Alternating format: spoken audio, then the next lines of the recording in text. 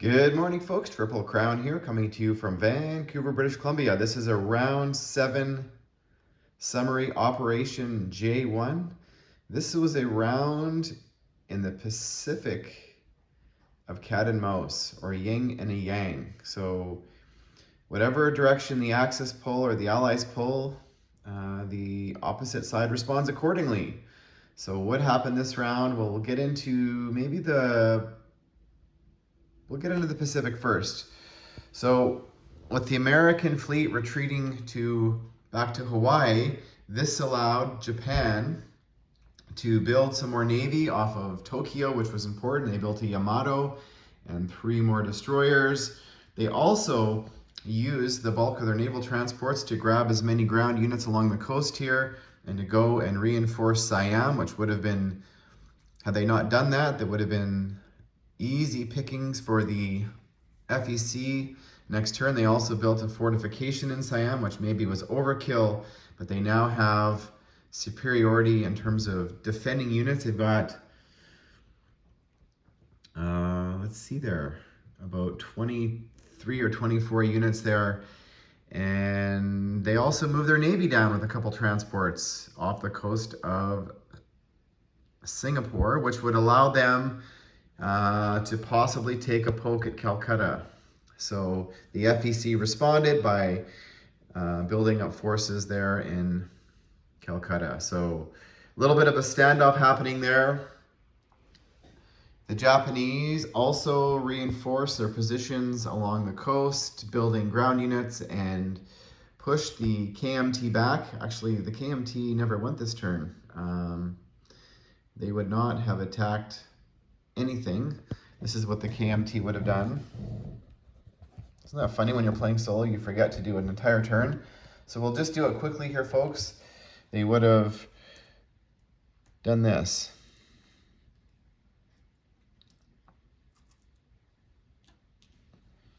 And they had 17 to spend, so they would have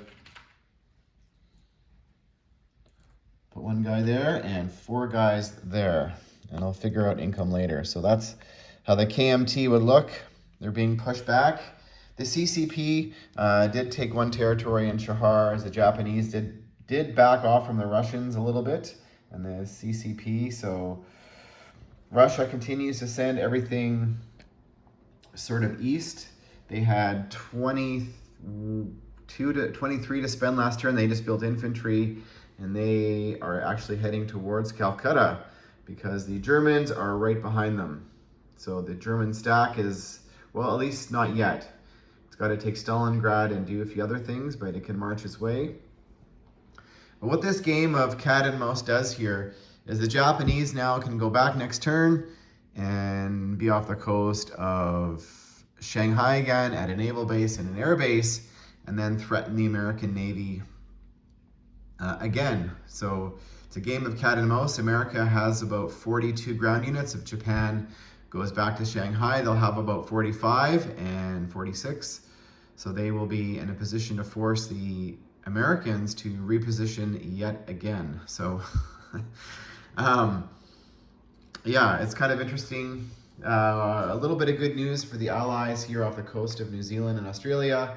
The Japanese did attack with their 8 units, and the FEC defended with hot dice, and the Japanese lost all of their navy.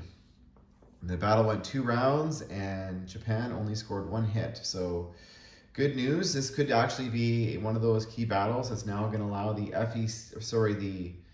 Anzac to build some more navy, maybe naval transport, and start maybe picking off some of these money islands if the Japanese centralize their navy here off the coast of Shanghai.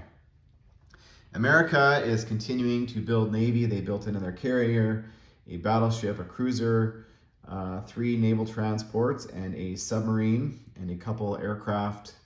So America is now in a position to sort of try and outspend the Japanese in the Pacific, while the FEC is holding on, the KMT is kind of holding on. And so a little bit of a, I wouldn't say stalemate, but when the Japanese Navy moved here, The British Navy that was off the coast of Madras retreated back to Sea Zone 66 off the coast of Italian Somaliland. The naval transports, 3 of them are off the coast of South Africa, ready to reinforce Cairo. So the Italians are going to have to act soon if they want to get in and take Cairo. Well, they are winning the battle of attrition. There is a fortification in Cairo, so they know when they attack, they have to have superior numbers. So they are just, gaining the advantage by a couple more units every single turn.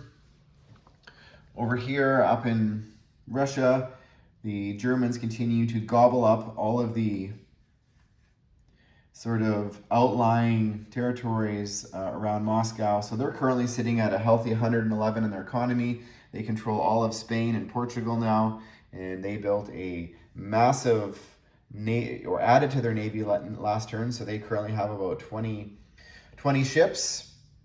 They did liberate, or not liberate, but they captured Gibraltar. So the Spanish Navy will be able to be set free.